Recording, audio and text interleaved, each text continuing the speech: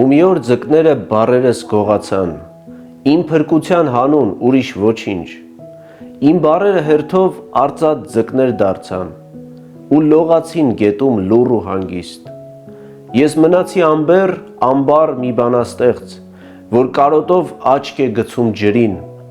գրիչն ինձ էր նայում որբացած ու անքեն, թուղթը պատռվում էր արցունքներից։ Ձեզ չէր կարող ոչ ոք իր ուսերին տանել, ձեզ չէր կարող կրել ոչ մի հոգի, արծաթաձուկ դարձած իմ ծանրաքար բառեր, միայն ջուրն էր տունը ձեր իմաստի։ Դուք լողացիք գետում միշտ կարոտ երկնքին,